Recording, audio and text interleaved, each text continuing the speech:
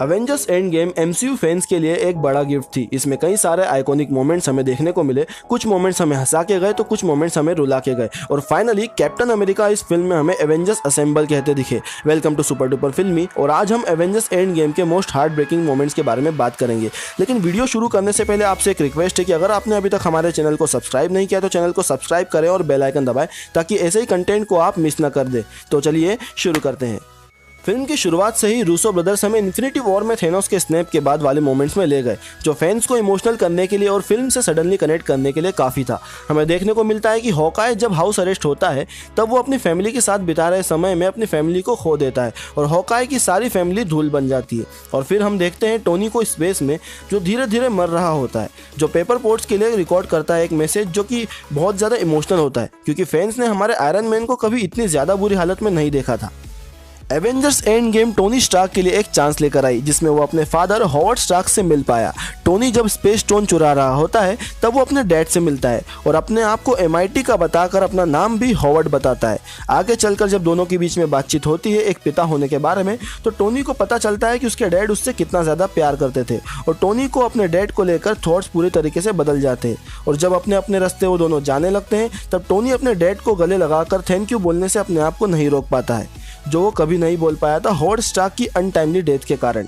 ये मोमेंट बड़ा ही इमोशनल था क्योंकि हम भी अपनी पर्सनल लाइफ में इसे कनेक्ट कर पाते हैं। थॉर जब रॉकेट के साथ टाइम ट्रेवल करके 2013 में रियलिटी स्टोन लेने एसगार्ड जाता है तब वो उस समय में पहुंच जाता है जब कुछ ही देर में थॉर की मां फ्रीगा का मर्डर होने वाला होता है। ये वही समय है जो हमने थॉर द डार्क वर्ल्ड में देखा था। और थॉर ऑलरेडी लंबे समय से थेनोस को ना रोक पाने के फेलियर से डिप्रेशन में होता है, तो वो अपनी माँ से छुपने की पूरी कोशिश करता है, लेकिन थॉर की माँ फ्रीगा उसे ढूंढ लेती है और उसका झूठ पकड़ लेती है।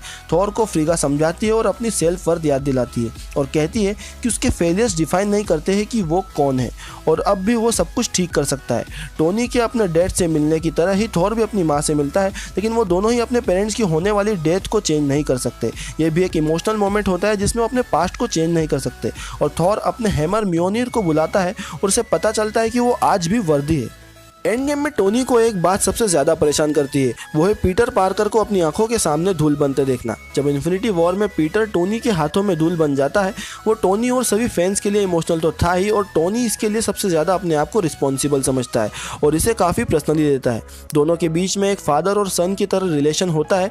जब थेनोस के स्नेप को रिवर्स करने के बाद सब वापस आ जाता है तो पीटर और टोनी के आमने सामने आने पर टोनी पीटर को जोर से गले लगा लेता है, जो दोनों ने स्पाइडरमैन होमकमिंग में मिस कर था। इन्फिनिटी वॉर के बाद एंड गेम सभी सुपर हीरोज के लिए डिप्रेशन का फेज लाया, जिसमें सबसे ज्यादा थॉर, हॉकाई और नताशा रोमानोव डिप्रेशन में दिखाई दिए।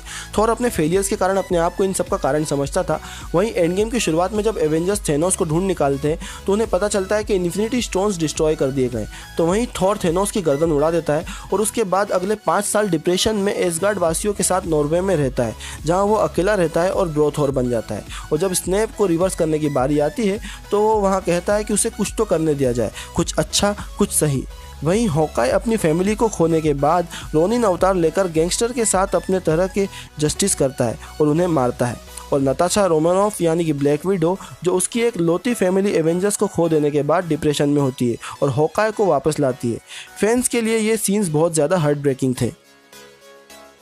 MCU में कैप्टन अमेरिका यानी स्टीव रॉजर्स की भी अपनी एक बड़ी स्टोरी रही है, या तो कह सकते हैं हिस्ट्री रही है। लेकिन जब एंड गेम में टोनी और कैप्टन टाइम ट्रेवल करके स्पेस स्टोन लेने के लिए 1970 में न्यू जर्सी के मिलिट्री बेस में जाते हैं, तब कैप्टन गार्ड से बचने के लिए कैबिन में छुप जाते हैं। तब उन्हें पता चलता है कि वो कैबिन पैगी कार्टर का है, जहाँ वो खुद की सीरम लेने से पहले वाली तस्वीर देखते हैं जिसे पैगी ने आज तक संभाल कर रखा है। और पैगी ठीक बाजू वाले रूम में एंटर होती है और वहाँ से स्टीव दूसरे कैबिन के विंडो से सिर्फ उन्हें इमोशनली और साइलेंटली देख रहे होते हैं।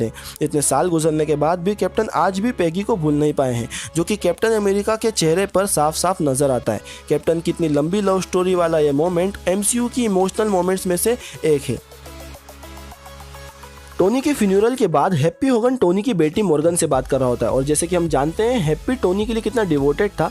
हैप्पी मॉर्गन से पूछता है कि उसे कुछ चाहिए और उसमें मॉर्गन का जवाब आता है कि उसे चीज़ बर्गर चाहिए। तभी हैप्पी के चेहरे के भाव बहुत ही बारीकी से बदलते हैं और वो इमोशनली मॉर्गन को बताता है कि उसके डैड को भी चीज़ बर्गर बहुत पसंद थे। यह मोमेंट हमें सीधे आयरन मैन 1 के उस सीन की याद दिलाता है जहाँ टोनी अफगानिस्तान से बचकर आने के बाद प्रेस कॉन्फ्रेंस से पहले हैप्पी से चीज़ बर्गर की डिमांड करता है। इसलिए ये मोमेंट हैप्पी और टोनी के फैंस के लिए सबसे ज़्यादा इमोशनल बन जाता है। नताशा रोमानोफ का सेल्फ सेक्रीफाइस एंड गेम के सबसे खास इमोशनल सीन्स में से एक है। वॉरमिर से सोल स्टोन को हासिल करना और उसके लिए सेक्रीफाइस करना फिल्म में नताशा का ट्रू कैरेक्टर दिखाता है। क्लिंट बार्टन और नताशा दोनों ही एवेंजर्स टीम के बिना किसी सुपर पावर वाले एवेंजर्स है, और जब रेड स्कल उन्हें बताता है कि सोल फॉर अ सोल, तो दोनों के बीच सेक्रीफाइस करने को लेकर जो लड़ाई होती है वो बहुत ही इमोशनल होती है। नताशा अपनी ओनली फैमिली एवेंजर्स और सभी के लिए आखिर सेक्रीफाइस कर देती है, और ये सीन अपने पुराने दोस्त और क्राइम पार्टनर क्लिंट बार्टन यानी कि हॉकाई के लिए नताशा रोमानोफ का प्यार दिखाता है। ब्लैक विडो के सेक्रीफाइस के बाद हॉकाई, हल्क, कैप्टन अमेरिका और बाकी की पूरी टीम निराश हो जाती है और डिसाइड करती है कि नताशा की मौत ज़ाया नहीं जाएगी और वो स्नैप को रिवर्स करेंगे। एंड गेम के मोस्ट इमोशनल मोमेंट्स में से एक, जब स्टीव रॉजर्स सारे स्टोन्स को वापस लौटा कर आते हैं, तब हमें दिखाया जाता है कैप्टन अमेरिका का ओल्ड वर्जन। तब फैंस के लिए बहुत हार्ट ब्रेकिंग मोमेंट था, क्योंकि स्टीव फाल्कन को नेक्स्ट कैप्टन अमेरिका बनने के लिए शील्ड सौंपते हैं। हम क्रिस इवांस के द्वारा निभाए जाने वाले स्टीव रॉजर्स वाले कैप्टन अमेरिका को एमसीयू को अलविदा कहते देखते हैं, और एवेंजर्स एज ऑफ अल्ट्रॉन में टोनी के कहे अनुसार स्टीव रॉजर्स पेगी के साथ एक नॉर्मल लाइफ स्पेंड करते हैं। यह कैरेक्टर एमसीयू के सभी आइकॉनिक कैरेक्टर्स में से एक है, जो अकेला थेनोस की आर्मी के सामने आखिरी तक खड़ा होता है और दुनिया को आखिरी सांस तक बचाने का वादा पूरा करता है, और फाइनली वो पेगी को दिए डांस के वादे को भी पूरा करता है जो इतने सालों से अधूरा रह गया था। तो दोस्तों, we are in the end game now, क्योंकि अब हम बात कर रहे हैं इस लिस्ट के सबसे आखिरी मोस्ट हार्ट ब्रेकिंग मोमेंट के बारे में। और आप बिल्कुल सही गेस कर रहे हैं, हम बात कर रहे हैं आयरन मैन की डेथ वाले सीन के बारे में, जिसमें आयरन मैन ने खुद का सेक्रीफाइस कर दिया था। ये सीन इन्फिनिटी सागा और एमसीयू हिस्ट्री का सबसे हार्ट ब्रेकिंग मोमेंट बन गया, और फाइनली आयरन मैन थेनोस और उसकी आर्मी को हरा देता है और अपने सेक्रीफाइस से पूरा यूनिवर्स को बचा लेता है। और वहीं रॉबर्ट डाउनी जूनियर द्वारा निभाया जाने वाला एक कैरेक्टर टोनी स्टार्क यानी कि एमसीयू का most iconic character iron man fans को अलविदा कह देता है।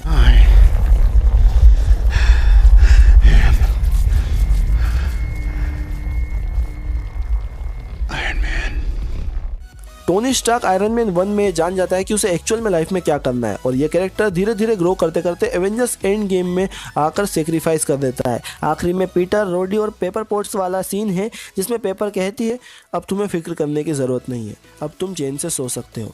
हमारे लिए ये सीन बहुत ज़्यादा इमोशनल था और इस सुपर हीरो के लिए एक परफेक्ट ट्रिब्यूट था। और एडिशनल डिलीटेड सीन में हमें ये भी देखने को मिलता है कि सभी सुपर हीरोज टोनी स्टार्क के ऑनर में घुटनों पर बैठते हैं, जिसने यूनिवर्स को बचाने के लिए अपना सेक्रीफाइस कर दिया।